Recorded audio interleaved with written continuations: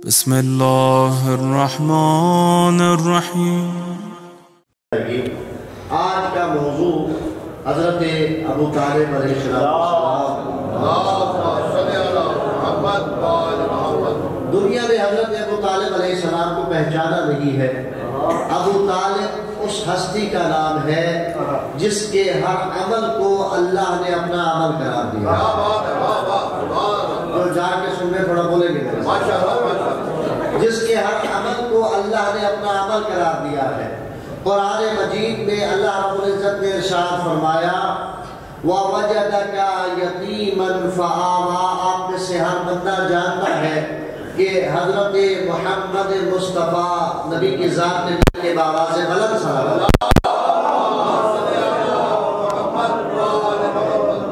میں سمجھتا ہوں کہ جسے تعارف مصطفیٰ ہے اسے ہی تعارف ابو طالب ہو سکتا ہے۔ جس کا ایمان ذات مصطفیٰ میں نہیں وہ ایماندار نہیں ہو سکتا، اور جو ابو طالب پہ ایمان نہیں رکھتا یقیناً وہی تو بے ایمان ہوا کرتا ہے۔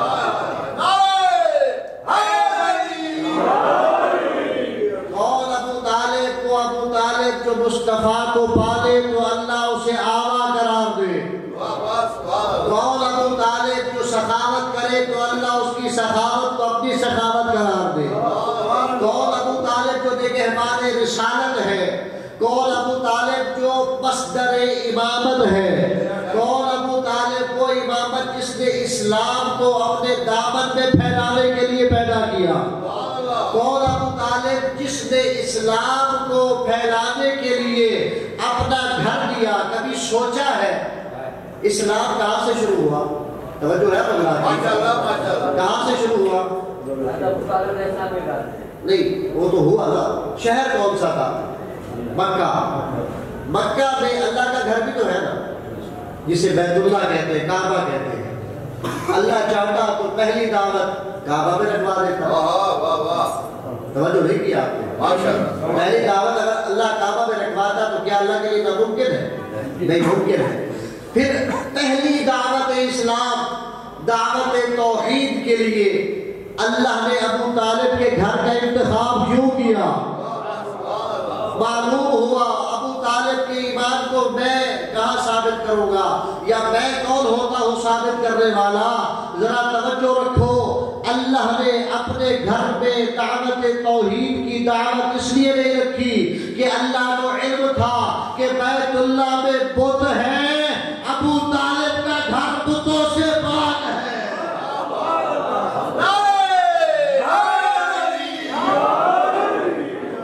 جو بت شکن کے باپ کو صاحب ایمان نہ مانے، بت شکن کے والد کو اور علی کل ایمان ہے یا نہیں؟ اور دلیل کیا بناتے ہیں جو کہتے ہیں کہ ابو طالب نے کلمہ نہیں پڑھا؟ آپ گھبرائیں نہیں، میں زیادہ طویل گفتگو نہیں کروں۔ دلیل بناتے ہیں کہ ابو طالب نے کلمہ نہیں پڑھا۔ میں کہتا ہوں دلیل تمہارے پاس کیا ہے؟ وہ کہتے ہیں کہ نبی کریم صلی اللہ علیہ وآلہ وسلم حضرت ابو طالب کے آخر وقت میں قریب آئے اور کان میں آ کے سرگوشی کی اور کہا کہ اے چچا جان کلمہ پڑھ لیجئے، اور حضرت ابو طالب نے جواب دیا کہ میں اپنے آباء و اجداد کے دین پہ ہوں۔ بھائی یا تو مان لو کہ مصطفیٰ کے آباء و اجداد کا دین کوئی اور تھا، یا ابو طالب کے کل ایمان کے پدر ہونے میں کوئی شک نہیں ہے۔ بھائی ابو طالب اس ہستی کا نام ہے جہاں میں اور آپ جا کر خیرات ایمان مانگتے نظر آتے ہیں۔ خیرات ایمان مانگتے نظر آتے ہیں۔ کون ابو طالب؟ اب ذرا توجہ رکھیے گا، دو چار جملے ہیں اور یہ بات مکمل ہو گئی۔ کون ابو طالب؟ وہ ابو طالب، اور آپ یہ واقعہ بہت سارے لوگوں سے سنا ہوگا، سرگوشی کی حضرت ابو طالب نے فرمایا کہ میں اپنے آباء و اجداد کے دین پہ ہوں۔ بھائی آباء و اجداد کا دین تو وہی ہے نا جس سے اللہ فرما رہا ہے ان الدین عند اللہ الاسلام، کہ اللہ کے نزدیک دین کون سا ہے؟ اسلام۔ ابو طالب کا بھی وہی دین ہے جو محمد مصطفیٰ کا دین ہے۔ ابو طالب کا بھی وہی دین ہے جو ابراہیم کا دین ہے، ابو طالب کا بھی وہی دین ہے جو اسماعیل کا دین ہے، ابو طالب کا بھی وہی دین ہے جو تمام آباء و اجداد حضرت مصطفیٰ کا دین ہے۔ اب ذرا ایک جملہ دے رہا ہوں سنیے گا بھائی، کہتے ہو کہ سرگوشی کے موقع پہ تم نے سرگوشی تو سن لی ہے، حیرت ہے تمہاری عقلوں پہ، تمہیں کان میں کی گئی سرگوشی سمجھ میں آ جاتی ہے، غدیر میں کیا گیا اعلان سمجھ میں نہیں آتا۔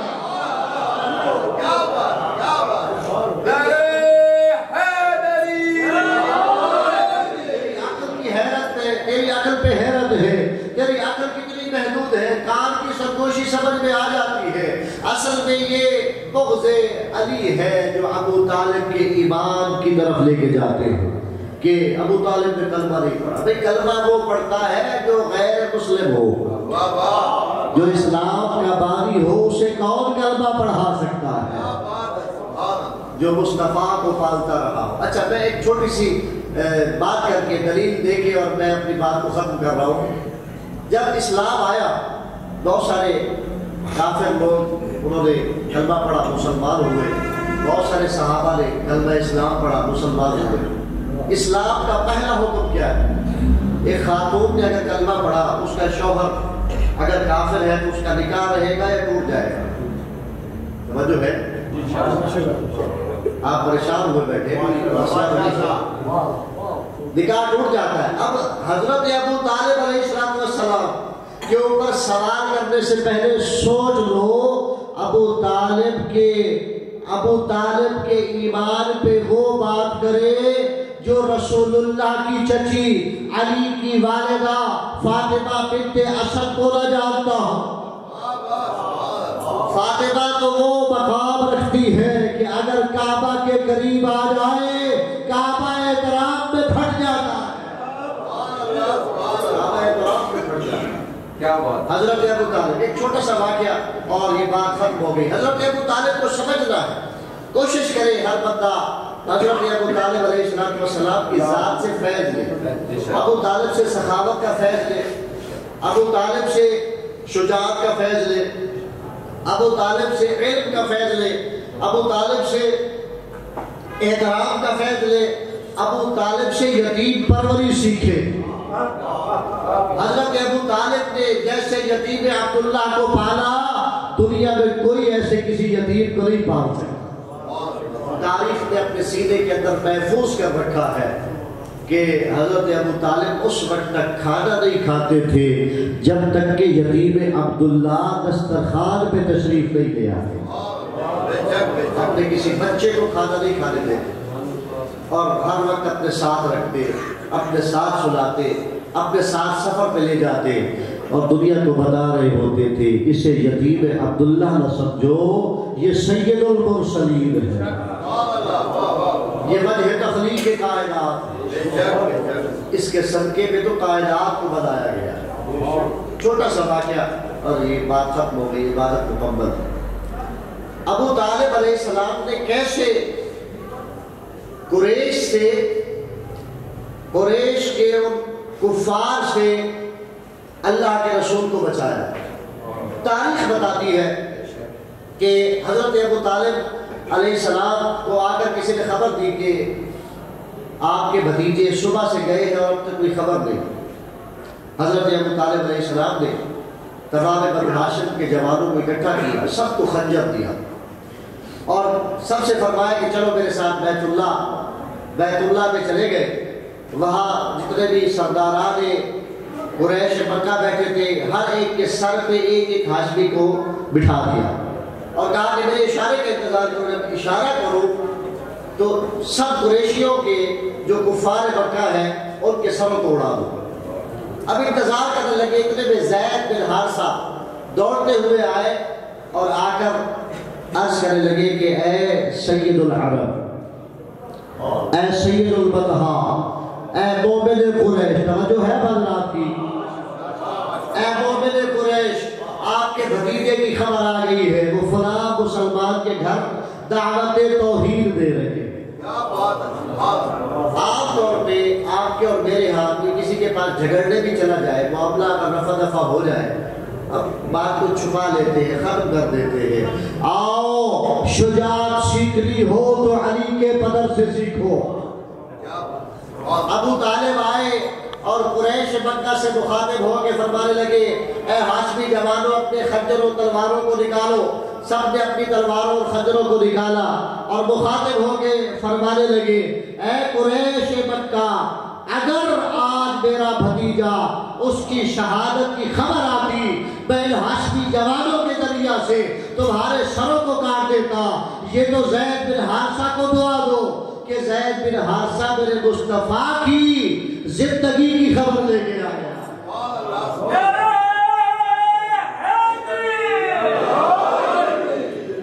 ایک اشارہ مجھے اس مومن کا بھی کرنا ہے۔ مومن قریش کی بات ہوئی ہے نا، مومن صرف انسان نہیں ہوتا، جنوں میں بھی مومن ہے اور مسلمان بھی ہے اور کافر بھی ہے۔ اور جن ایک حقیقت کا نام ہے اور قرآن مجید بھی اس کی جانب اشارہ کر رہا ہے وَمَا خَلَقْتُ الْجِنَّ وَالْإِنسَ إِلَّا لِيَعْبُدُونَ کہ ہم نے جنوں اور انسانوں کو نہیں خلق کیا مگر اللہ کی عبادت کے لیے۔ جنوں میں مومن ہے، حضرت ابو طالب کا دیوانہ ہے جس کا نام ہے جعفر جن۔ صرف ایک چھوٹا سا ان کے حوالے سے ایک جملہ عرض کرنا ہے اور عبادت مکمل۔ جعفر جن کون ہے؟ سب سے پہلے میں آپ کو بتاؤں کہ اللہ نے ایک شخص نے حضرت امام جعفر صادق علیہ السلام سے سوال کیا جنوں کو خلق کیسے کیا گیا، جن ہے کیا شے؟ ایک شخص امام جعفر صادق علیہ السلام کی خدمت میں آیا اور آگے سوال کرتا ہے کہ مولا بتائیے جن کیسے خلق ہوئے؟ میرے مولا نے فرمایا جنوں کو اللہ نے نار مسموم سے خلق کیا۔ اس نے سوال کیا مولا نار مسموم کیا ہے؟ میرے مولا نے فرمایا نار مسموم وہ نار ہے، وہ آگ ہے جو نہ گرم ہوتی ہے اور نہ جس کا دھواں ہوتا ہے۔ سب سے پہلا جو جن خلق ہوا، کوئی بندہ بتا سکتا ہے اس کا نام کیا تھا؟ انسانوں میں سے سب سے پہلے انسان کا نام کیا ہے؟ حضرت آدم۔ جنوں میں جو سب سے پہلا جن خلق ہوا اس کا نام کیا تھا؟ تھوڑی سی علمی بات کر رہا ہوں، تاریخی بات کر رہا ہوں۔ سب سے پہلے جو جن خلق ہوا اس کا نام تھا جان۔ کیا نام تھا؟ جان۔ اس کو پھر نام دیا گیا مارج کا۔ کیا نام دیا گیا؟ مارج۔ پھر اسی میں سے ایک زوجہ خلق کی گئی جس کا کیا نام تھا؟ مارجہ۔ توجہ ہے بندہ کی میرے ساتھ؟ جعفر جن تک پہنچنا ہے تو ذرا جنوں کی تاریخ بھی پڑھ لیجیے کہ جن خلق کیسے ہوئے۔ اچھا، مارج سے اس کی زوجہ ہوئی، ان دونوں کی آپس میں شادی ہوئی، پھر ان سے آگے اولاد پیدا ہونا شروع ہوئی۔ جو پہلا بچہ ہوا اس کا نام رکھا گیا بلقیس، اور پھر ایک اور پیدا ہوا تو اس کا نام رکھا گیا عطوفہ۔ پھر ان کی شادی ہوئی، پھر آگے سے ان میں سے پیدا ہوا شعلہ، اور پھر اس سے آگے پیدا ہوا شعلیہ، پھر اس میں سے ابلیس پیدا ہوا۔ توجہ ہے اللہ کی؟ ابلیس کی شادی لہبا کے ساتھ ہوئی اور یہ پھر آگے سلسلہ چلتا چلا گیا، کیونکہ جن جو ابلیس ہے کان من الجن، کیونکہ وہ بھی جنوں میں سے تھا، لیکن اس نے اتنی عبادت کی کہ اللہ نے اسے ایک خاص ذمہ داری عطا فرما دی۔ جعفر جن کون ہے؟ اور یہ میں کہتا ہوں کہ جنوں کی عجب ایک حقیقت ہے۔ انسانوں میں 3 کیٹیگریاں ہیں، مسلمان، کافر اور منافق، لیکن جنوں میں صرف 2 کیٹیگری ہیں، یا وہ مسلمان ہے یا وہ کافر ہے۔ منافق کون ہوتا ہے؟ منافق وہ ہوتا ہے جو ابو طالب کے ایمان کا منکر ہو جاتا ہے۔ بھائی انسانوں میں ابو طالب کے ایمان کے منکر نظر آ جائیں گے، لیکن جنات میں کوئی ابو طالب کے ایمان کا منکر نظر نہیں آئے گا۔ بس آخری جملہ سن لیجیے، جعفر جن کون ہے؟ اللہ کے رسول مدینہ سے تشریف لے کے جا رہے تھے طائف، اور طائف جو ہے یہ مکہ کے قریب ہے، مدینہ سے دور ہے۔ راستے میں ایک مقام آیا، اس مقام پر پانی ختم ہوا۔ جب پانی ختم ہوا تو اللہ کے رسول نے فرمایا اپنے صاحب سے جاؤ پانی لے کے آؤ۔ وہاں صحابہ پانی لینے کے لیے گئے، 2 ڈالا کنویں میں، وہاں رسی کٹ گئی، 2 بار 6 بار رسی کٹ گئی۔ جب رسی کٹ جاتی تھی نا صحابہ واپس آ جاتے تھے، یا رسول اللہ لگتا ہے یہاں جنات ہے، لگتا ہے یہاں جنات ہے۔ اللہ کے رسول نے اسے بھیجا جسے ابو طالب کا بیٹا علی حیدر کرار کہا جاتا ہے۔ بھائی علی صرف تیری اور میری مشکل کو حل نہیں کرتا، علی تو صحابہ کی مشکلات کو بھی حل کرتا لگا رہتا ہے۔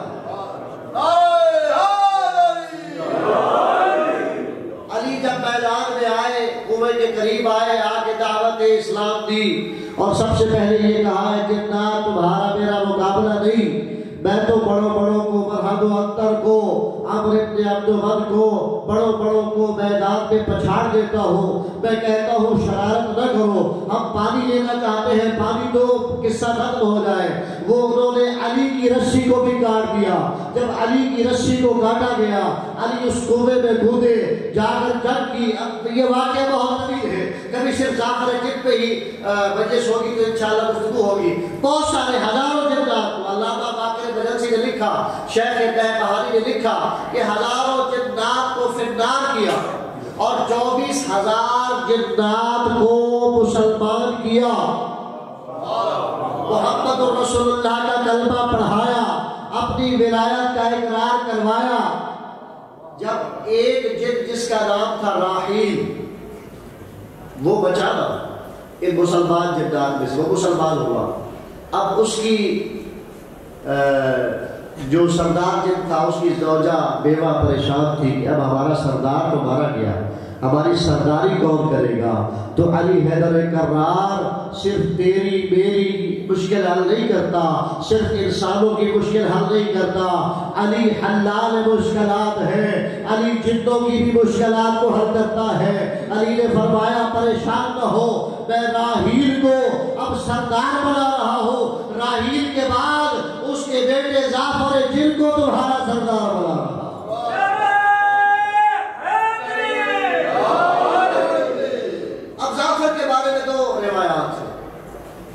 اب وقت نہیں ہے کہ میں تفصیلی گفتگو کروں، بس آخری یہ بات ہو گئی ہے تو اس کو میں اختتام کی جانب لے آ رہا ہوں کہ کربلا کے اندر اس ظافر جن نے اپنے تعلق بالنبی کو، تعلق بے ابو طالب کو، تعلق بالحسین کو ثابت کیا۔ مسلمان ہو سکتا ہے کہ اسلام لانے کے بعد پھر جائے، جنات جب اسلام لے آتے ہیں تو پھر اس پہ ثابت قدم رہتے ہیں۔ قرآن مجید کے اندر سورہ مبارکہ جن موجود ہے، اور یہ اس واقعہ کو کربلا کے اندر بھی بڑے تفصیل کے ساتھ علامہ باقر بجلسی نے لکھا ہے۔ چونکہ دعوت وقت میں گنجائش بہت کم ہے، اس لیے میں تفصیلات اس کی عرض نہیں کرتا، لیکن اتنا ضرور عرض کروں گا کہ وہ ابو طالب جو ساری زندگی محافظ رسالت رہا، وہ ابو طالب جو ساری زندگی محمد مصطفیٰ پر اپنے بچوں کو قربان کرتا رہا۔